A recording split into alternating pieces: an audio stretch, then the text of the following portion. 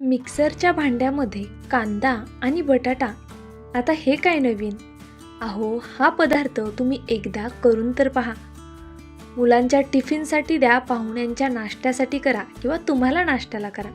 पौष्टिक तर आहेच, झटपट होणार आहे आणि अतिशय चवदार आणि रुचकर आहे. त्यामुळे चला जास्त वेळ न घालवता लगेचच आपण रेसिपीला सुरुवात करूया. प्रत्येक आईला वाटत असतं आपल्या मुलाने काहीतरी छान आणि हेल्दी खावं. टिफिनसाठी त्यांना काय रोज देता येईल असा प्रत्येकाला प्रश्न पडलेला असतो. रोज रोज भाजी चपाती खाऊन मुलं सुद्धा कंटाळलेली असतात. तर मग अशा वेळी काहीतरी हेल्दी पाहायचंय ना, टेन्शन घेऊ नका. चला लगेच रेसिपीला सुरुवात करूया. आज मी तुम्हाला खूप छान हेल्दी रेसिपी दाखवणार आहे.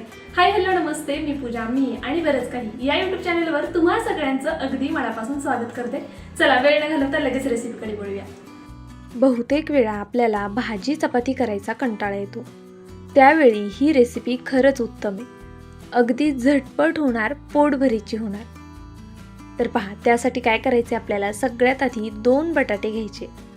तुम्हाला हा पदार्थ किती क्वांटिटीमध्ये करायचा आहे त्यानुसार तुम्ही ते बटाट्याचं प्रमाण कमी जास्त करू शकता. आत्ता ही रेसिपी मी तुम्हाला 3 जणांसाठी दाखवते, 3 जणांच्या नाश्त्यासाठी. त्यासाठी बघा, इथे मी 2 बटाटे घेतले. दोन्ही बटाट्याची साल काढून घेतली. बटाटा घेताना कच्चाच घ्यायचा आहे. हवं असेल तर तुम्ही उकडलेला बटाटा सुद्धा घेऊ शकता. पण जर उकडलेला बटाटा उकडायला वेळ नसेल तर तुम्ही कच्च्या बटाट्याची सुद्धा ही रेसिपी अगदी आरामात करू शकता. व्हिडिओमध्ये दाखवले त्या पद्धतीने आपल्याला बटाटा कट करून घ्यायचा. खूपच मोठ्या मोठ्या फोडी ठेवू नका, म्हणजे मग मिक्सरमध्ये ज्यावेळेस आपण हे बारीक करणार त्यावेळेस तुम्हाला जास्त असा त्रास होणार नाही आणि लवकर हे बारीक होईल. जर खूप मोठ्या फोडी ठेवल्या बटाट्याच्या सुद्धा आणि कांद्याच्या सुद्धा तर बहुतेक वेळा त्यामध्ये बऱ्याचदा बटाटा किंवा कांदा तसाच अखंड राहतो. त्यामुळे थोडा बारीक असा कट करून घ्यायचा. तुम्ही यापेक्षाही बारीक कट केला कांदा आणि बटाटा तरीसुद्धा चालणार आहे. तर पहा, इथे मी एक मोठ्या साईजचा कांदा अशा पद्धतीने कट करून घेतला आणि 2 बटाटे घेतलेले आहेत. आपण जितका बटाटा घेतोय ना त्याच्या अर्धा कांदा घ्यायचा. म्हणजे जर 1 कांदा असेल तर 2 बटाटे इथे आपल्याला घ्यायचे. पहा, अशा पद्धतीने मी कांदा आणि बटाटा कट करून घेतला. आता मिक्सरचं भांडं लहान आहे त्यामुळे मी 2 स्टेजमध्ये हे वाटून घेणार आहे. पण जर तुमचं मिक्सरचं भांडं मोठं असेल तर तुम्ही एकाच स्टेजमध्ये हे सगळं वाटून घेऊ शकता. तर पहा, इथे मी मिक्सरच्या भांड्यामध्ये काही बटाटा आणि कांदा एकत्रित घातलाय. बाकीचा नंतर वाटू. आता यामध्ये चवीनुसार मिरच्या घालायच्या. मिरच्या थोड्या जास्त घाला, हा पदार्थ थोडा झणझणीत छान लागतो. सोबतच भरपूर अशा लसूण पाकळ्या घातलेल्या आहेत. त्याचबरोबर अर्ध्या लिंबाचा रस आवर्जूनच घाला.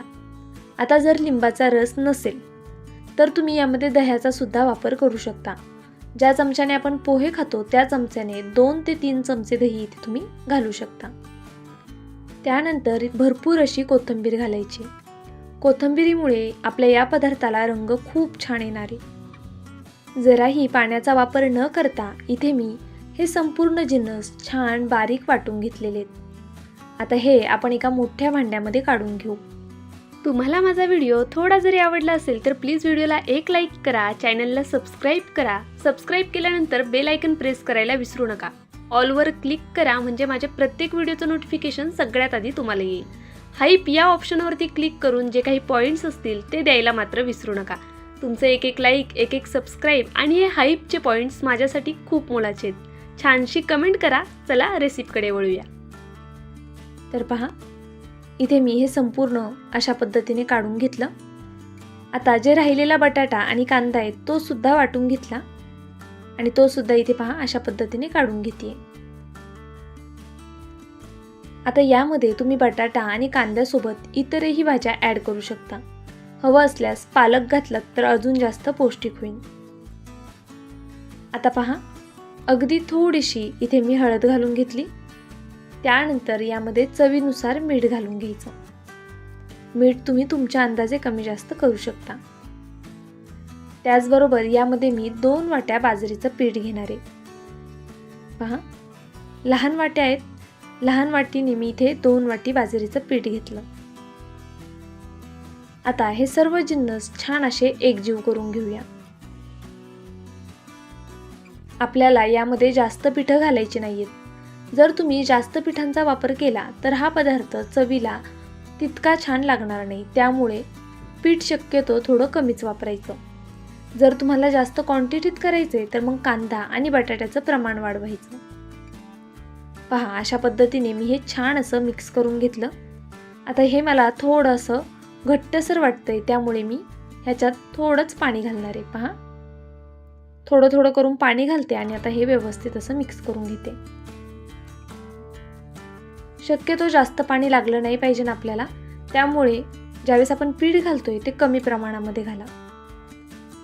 तर पहा, इथे मी हे छान हलवून घेते, छान एकसारखं करून घेते. इथे बाजरीच्या पिठाऐवजी तुम्ही ज्वारीचं पीठ वापरू शकता किंवा मग थोडं तांदळाचं पीठ आणि त्यामध्ये थोडं बेसन पीठ सुद्धा घेऊ शकता. पीठ तुम्ही तुमच्या आवडीनुसार जी हवी ती तुम्ही इथे घेऊ शकता. पहा, सगळं मिक्स करून झालं की यामध्ये भरपूर असे पांढरे तीळ घालायचे. वातावरण थंड आहे त्यामुळे तीळ आवर्जून घाला. आहे की नाही हा नाश्ता किती पौष्टिक. यामध्ये पहा, आपण सगळ्या घरातल्याच वस्तू वापरलेल्या आहेत. अगदी झटपट होणार आहे, कमीत कमी साहित्यात तयार होणार आहे. फक्त कांदा बटाटा काही जिन्नस त्यासोबत घालून आपल्याला इथे मिक्सरला फिरवून घ्यायचे. काही बेसिक साहित्य घालून हे बॅटर तयार करून घ्यायचे. पहा, मी यामध्ये अगदी थोडासा इनो घालते. इथे मी तुम्हाला दाखवत होते की अर्धा पॅकेटलाही कमी इतपत हा इनो आहे. आता मी यामध्ये इनो घालून घेतला आणि थोडंसं पाणी घालूया आणि हे छान असं मिक्स करून घेऊया. आता जर तुम्ही दह्याचा वापर करणार असाल ना तर इनो नाही घातलात तरी चालेल. पण जर तुम्ही दही वापरत नसाल, फक्त लिंबू वापरणार आहात, तर मग थोडासा तरी इनो किंवा खायचा सोडा थोडासा ॲड करा. त्यामुळे आपण जो हा पदार्थ करतोय ना तो छान असा मऊसूद आणि जाळीदार होतो. तर पहा, इथे आपलं हे बॅटर तयार झालेलं आहे. आता आपण याचे डोसे करायला घेऊया. अतिशय पौष्टिक आणि हेल्दी डोसे आपण आज करतोय. झटपट होणार आहेत, त्यामुळे टिफिनसाठी नक्कीच देऊ शकता. इथे मी पॅनला थोडंसं तेल लावून घेतलं. तुम्ही तेलाऐवजी तूप किंवा बटर वापरू शकता. पहा, सगळीकडे छान असं तेल मी एकसारखं पसरवून घेतलं. त्यानंतर यावरती असा डोसा घालून घ्यायचा.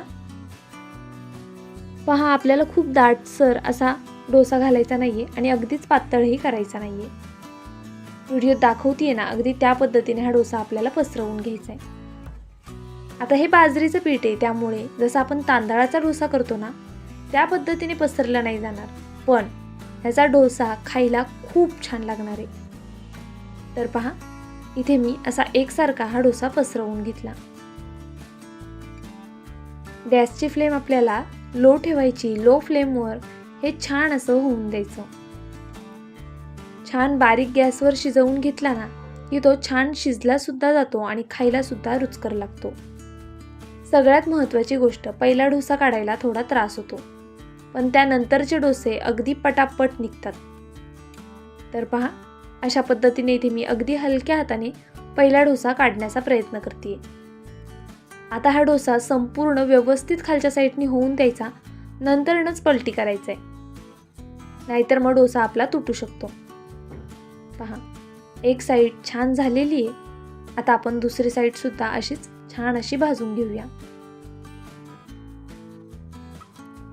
खायला खूप छान होतात आणि सुरुवातीचे जो आपला पहिला डोसा असतो ना तो थोडा एवढा म्हणावा असा निघत नाही कधी कधी, पण नंतरचे डोसे ना अगदी पटापट निघतात आणि खायला सुद्धा कमाल लागतात. फक्त हा डोसा करताना आपल्याला थोडा जास्त वेळ होऊन द्यायचा आहे. म्हणजे कसं, बाजरीचं पीठ आहे, मुलांना बाधायला नको म्हणून. तुम्ही हवं तर मोठ्या गॅसवर पटकनी भाजून सुद्धा घेऊ शकता, पण शक्यतो बारीक गॅसवर मंद आचेवरती व्यवस्थित असा हा डोसा होऊन दिला की मग कसं मुलांच्या पोटाला सुद्धा बाधत नाही आणि हा डोसा आतपर्यंत छान शिजला जातो. पहा, आता हे दुसऱ्यांदा बॅटर ओतताना मी थोडंसं वरतून ओतलंय, त्यामुळे हा डोसा पटकन असा पसरला गेला. तुम्ही हवं तर अशा पद्धतीने सुद्धा करू शकता किंवा पहिला दाखवलंय त्या पद्धतीने सुद्धा करू शकता. सगळीकडनं थोडंसं मी तेल सोडून घेते आणि झाकण ठेवून हा सुद्धा डोसा आपण होऊन देऊया. तर पहा, इथे मी 1 ते 1.5 मिनिटानंतर झाकण काढलेलं आहे.